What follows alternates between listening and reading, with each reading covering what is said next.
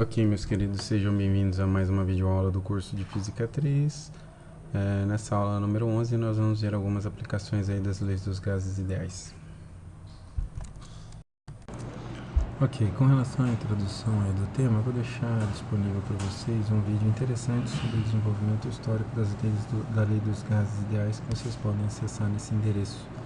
É bastante interessante, está em inglês, mas vocês podem ligar aí a legenda em português e dar uma olhada, que eu acho que vale a pena. Um evento que está bastante ligado à lei dos gases ideais está disponível nesse vídeo, que eu acho que vocês também deveriam assistir. Nós vamos fazer um experimento similar em sala de aula, mas vamos usar uma garrafinha de refrigerante, né?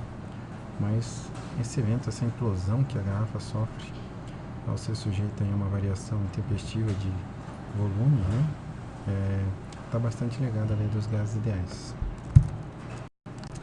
Algumas das aplicações das leis dos gases ideais podem ser vistas, por exemplo, no motor a combustão, que tem uma substância de trabalho, aí, os gases da explosão, que funcionam em ciclos, né? Então essa é uma das aplicações das leis dos gases ideais. Também refrigeradores, aparelhos de ar-condicionado são máquinas térmicas cujos princípios são baseados no comportamento das leis dos gases ideais. Então vamos falar um pouquinho sobre a lei de Avogadro, que vai ser uma lei necessária à dedução da equação de Clapeyron. E para introduzi-la, eu acho que é melhor começar falando sobre o número de Avogadro. Então essa foi uma constante descoberta por esse cientista italiano Amadeo Avogadro, né?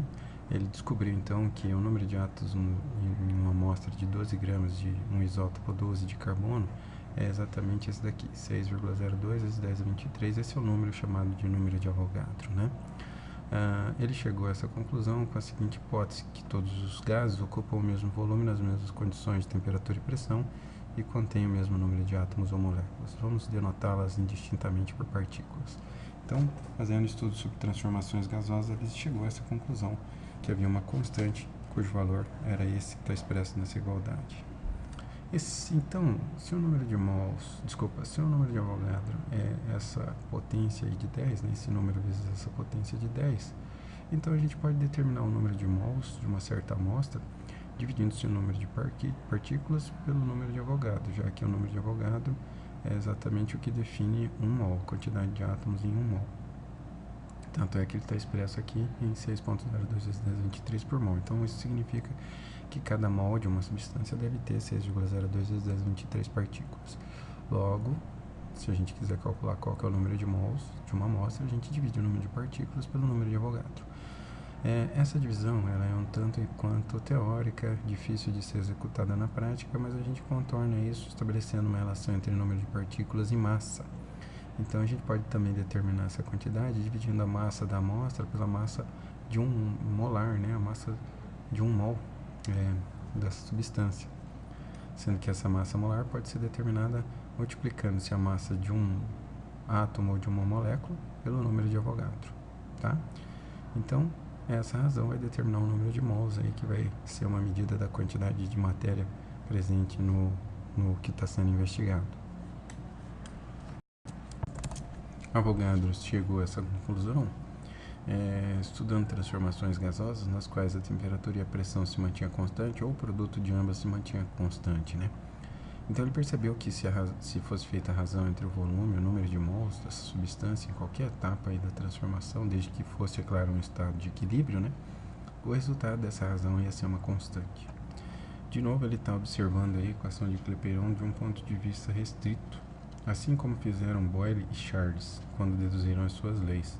Nós podemos demonstrar, então, a partir da equação de Clapeyron, que a lei de Avogadro nada mais é que um caso dessa lei. Nós vamos ver isso, tá? E a gente vai usar essa lei para deduzir a equação de Clapeyron.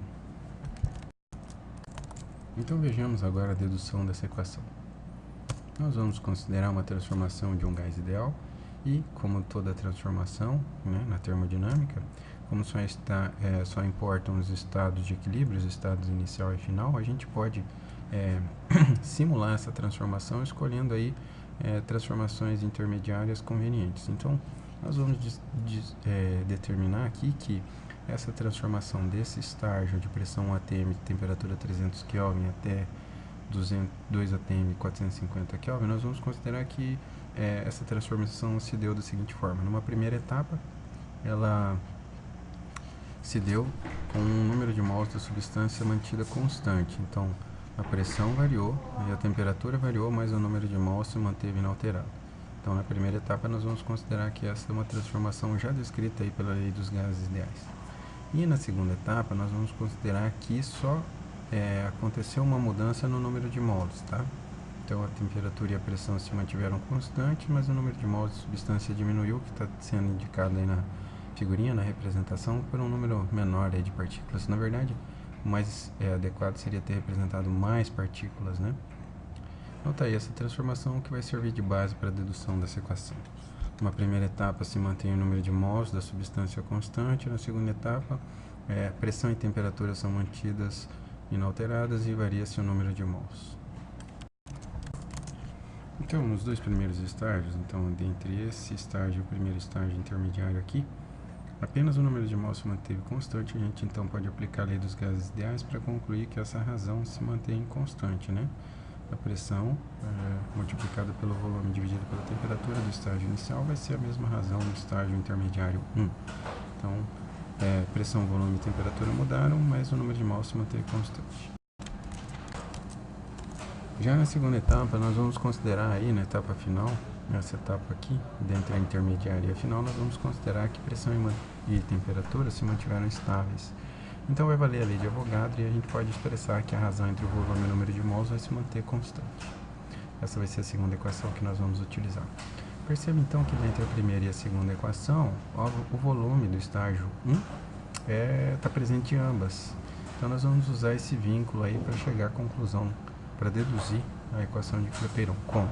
Então nós vamos resolver essa primeira igualdade aí para o volume 1. Então, a partir da equação inicial, né, eu vou trocar só os membros direito pelo esquerdo. E agora, agora a gente pode multiplicar ambos os membros para eliminar a temperatura 1 da igualdade à esquerda. E aí ela vai aparecer multiplicando a igualdade, o membro à direita, né? E a gente pode dividir ambos os membros pela pressão do estágio 1. Isso vai eliminar essa pressão desse membro esquerdo da igualdade. E aí ela vai aparecer dividindo o membro direito da igualdade. Pronto, já resolvemos a equação número 1 para o volume do estágio 1. Esse volume vai ser inserido agora na equação número 2 da segunda etapa da transformação. Então, nessa equação aqui, nós vamos substituir o volume do estágio 1 por essa razão que a gente acabou de encontrar. Bom, sendo assim, aqui aparece uma divisão de frações que a gente vai operar como? Mantendo-se o numerador e multiplicando-se isso pelo inverso do denominador, né? Então, nós vamos multiplicar essa razão por 1 sobre N1, ou seja, em outras palavras, esse N1 vai parar nesse denominador aqui. Ele vai aparecer nesse denominador. E agora sim, a gente vai rearranjar os parâmetros para colocar essa expressão na forma final, que vai ser a equação de Clapeyron. Então, numa primeira etapa, eu vou dividir ambos os membros pela temperatura T1, isso vai cancelar ela do membro esquerdo, vai fazer com que ela apareça no membro direito, né, no denominador do membro direito. E agora, nessa segunda etapa, vai se multiplicar ambos os membros para a pressão do estágio 1. Então, isso vai cancelar a pressão desse denominador e fazer ela aparecer aí no numerador do membro direito. E agora sim, a gente já está quase na etapa final, nós vamos fazer algumas considerações agora. Os dois primeiros estágios, o número de mols é constante, então nós podemos considerar que o número de mols do estágio 1 é o número de mols do estágio inicial. Então, na equação anterior aqui, a gente pode trocar N1 por N0. Também nos dois últimos estágios, pressão e temperatura foram mantidas constantes, então a pressão do estágio 1 é exatamente a pressão do estágio 2, e a temperatura do estágio 1 é a temperatura do estágio 2. Então nós podemos trocar nessa equação T1 por T2 e P1 por P2. Pronto, a gente chegou onde eu queria chegar, né? Então a razão entre pressão e volume, a multiplicação de pressão e volume pela multiplicação do número de mols pela temperatura se mantém constante. Vejam que essa razão do estágio 0 é igual à razão do estágio 2, então vai valer para qualquer estágio, né? Desde que seja um estágio de equilíbrio. Então, de forma mais geral, a razão PV dividido por NT vai ser uma constante. Essa constante é a constante dos gases ideais R, 8,31 joules por mol Kelvin nas unidades do Sistema Internacional. E agora a gente pode resolver essa equação para o produto pressão vezes volume. Isso vai deixar essa equação na forma final. Essa aqui é a equação de Clapeyron que eu queria mostrar. Perceba então que essa equação contém todas as leis anteriores. A lei dos gases ideais pode ser determinada a partir dela, por exemplo, considerando-se o número de mols constantes. Então, nessa razão aqui, nessa igualdade, se a gente isolar o número de mols multiplicado pela constante dos gases ideais, e se a gente considerar que o número de mols é constante, então essa quantidade, esse produto vai ser constante, então essa razão se torna constante, que é a própria lei dos gases ideais, né? E também a lei de Avogadro pode ser determinada a partir da equação de Clapeyron. Se a gente resolver a equação de Clapeyron, por exemplo, para a razão volume sobre número de mols, né? Então, a gente vai dividir dos dois lados aqui pelo número de mols, ele vem para cá como denominador. Se a gente dividir dos dois lados pela pressão, a pressão vai para o membro direito como denominador, né? E aí, a constante dos gases ideais é uma constante. Se a pressão e a temperatura forem constantes, então essa razão é uma constante. Então, isso é a própria lei de Avogadro. Então, vejam que todos esses cientistas, Boyle, Charles e Avogadro, estão observando diferentes aspectos, né, da equação de Clapeyron. Então, eles estavam estudando em casos aí em que ou a pressão era constante, ou o volume era constante, ou o número de mols era constante, ou a temperatura era constante, né? Então, veja que essa equação, ela inclui todas as outras leis, então ela é a mais geral possível aí no estudo da transformação de gases ideais.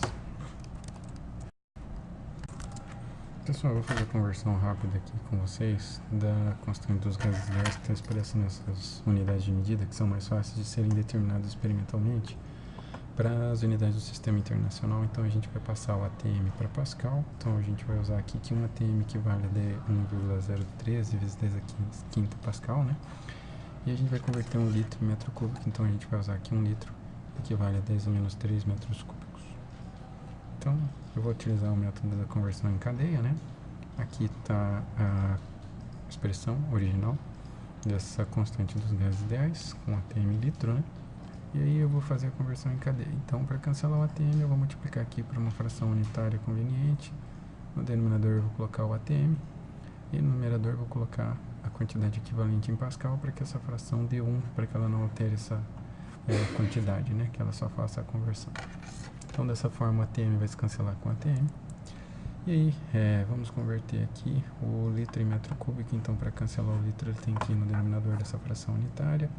E para que essa fração seja unitária, que não altere o resultado que quer ser convertido, nós vamos colocar a quantidade equivalente aí a 1 litro em metros cúbicos no numerador, que é 10 a menos 3 metros cúbicos, certo?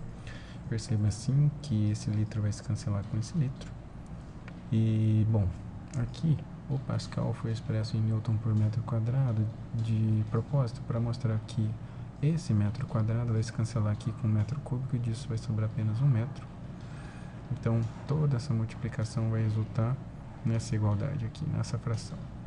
Então, 0,082 vai multiplicar 1,013, né? O ATM cancelou com ATM, o litro cancelou com litro, 10 a quinta vai multiplicar o 10 a menos 3, sobrou aqui 1 newton metro. Embaixo, sobrou o mol, que é óbvio que já estão em unidades do sistema internacional, então não precisam ser convertidos. Percebo, então, que o newton metro pode ser convertido para joule, foi o que foi feito, então, dessa igualdade para essa. E aí aqui a gente tem uma multiplicação de potência de mesma base que a gente pode operar mantendo-se a base subtraindo os expoentes. O resultado disso vai ser 10 ao quadrado, né? Essa multiplicação vai resultar em 8,31 vezes 10 a menos 2. Essa potência vai cancelar essa, então essa constante dos gases ideais em unidades do sistema internacional equivale a 8,31 joules por mol Kelvin. Então, alguns exemplos aí para praticar um pouquinho esses conceitos. Vamos fazer um exemplo bem simples aqui. Determinar o volume de um gás, considerando esses parâmetros aí. 1 mol, né? Digamos que ele esteja exercendo essa pressão de 1 atm, 0 graus Celsius. E a gente vai tentar determinar qual que é o volume que ele ocupa. Então, a gente vai só aplicar a equação de Clapeyron. Vamos substituir a pressão. Veja que a pressão precisa ser convertida, já que a constante já está em atm, né? E também, pela constante estar expressa em litros, o volume vai ser determinado em litros. O número de mols é 1, a constante é 0,082 e a temperatura a gente tem que converter para kelvins, né? Uma vez que aqui a constante está expressa em kelvins. Então tá aí.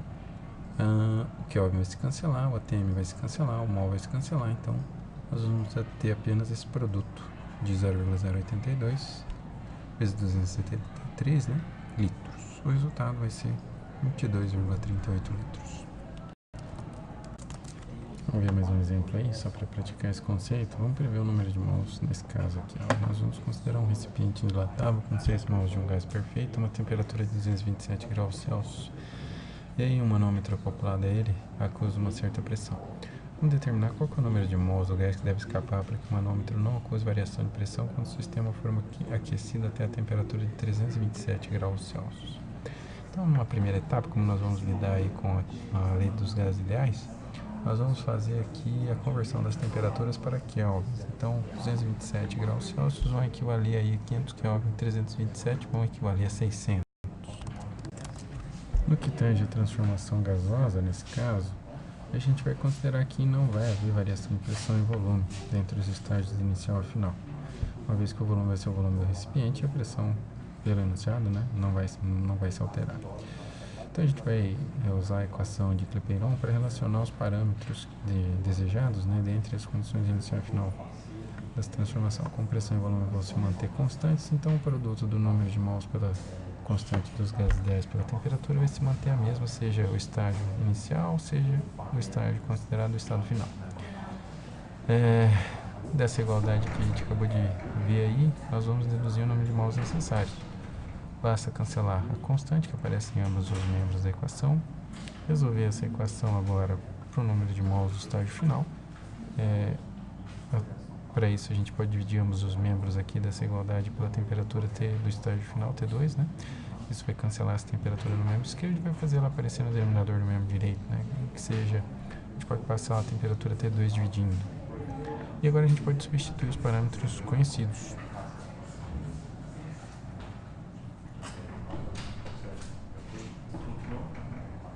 Então, a gente substitui aí o número de mols do estágio inicial por 6 mols, a temperatura do estágio inicial 500 Kelvin, a temperatura do estágio final. Simplifica essas expressões para encontrar que esse número de mols deveria ser de 5, né? Então, eu vou parando por aqui. Fiquem atentos a esses exercícios que vão ser disponibilizados pelo Moodle, né? Me procurem nos horários de atendimento. Meu muito obrigado e até a nossa próxima videoaula.